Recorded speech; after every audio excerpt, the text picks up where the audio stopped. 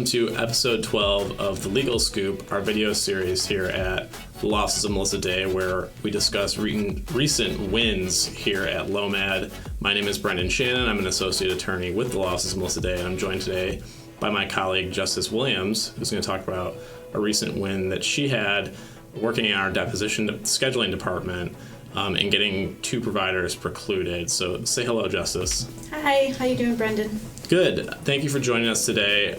So I understand that we had a controverted claim where the claimant had PFME from two providers, and we were directed to get depositions of those providers.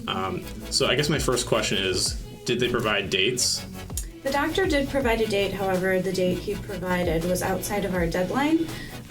So we had to subpoena him for a date within the deadline and request an extension. Okay, so when you subpoenaed the doctor, how did you go about obtaining or serving the doctor, I should say? We served him through a process server. Per the board's direction, we have to give them at least 20 days notice, and it needs to be served to their facility. We also provided that affidavit of service.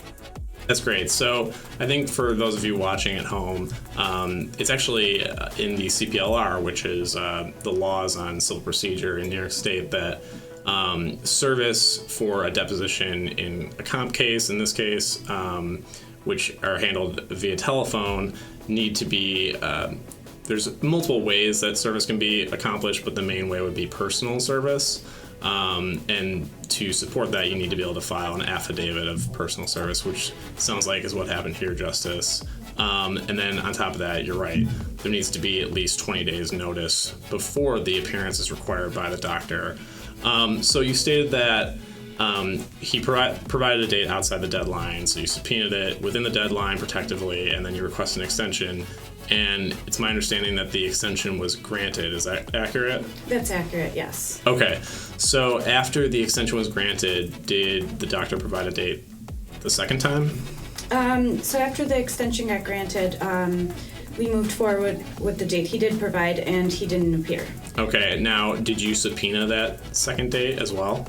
Our subpoena, we have language in our first subpoena that any adjourned dates are also covered under the subpoena. So okay. Technically, yes.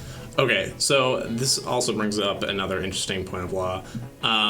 Basically, with two absences without an excuse for depositions that were scheduled via subpoena, the doctor should be precluded and their reports should be stricken from the record. There is some nuance to that case law. For example, you can't just subpoena the doctor twice within the initial direction in an effort to try and get preclusion. There needs to be a request for an extension, which in this case there was, and then a subsequent absence by the doctor. Now, I know we had the decision come out, Justice, but it seems like this went our way in that the doctor was precluded, his reports were stricken from the record, and this being a controverted claim where the doctor's reports were PFME for the sites being claimed, the claim was ultimately disallowed on appeal. So that's a great win. Congratulations, Justice. This is actually a pretty big milestone, today's episode. Justice is not an attorney, but she's a member of our wonderful staff and does both deposition scheduling and medical records. Is that correct? Yes, that's correct. And we just think that this is a great illustration of what we do here at LOMAD, which is focus on a team-oriented approach to all of our comp claims. And in this case, this win could not have happened without Justice and our wonderful staff. So thank you so much for taking some time to talk about your win today, Justice.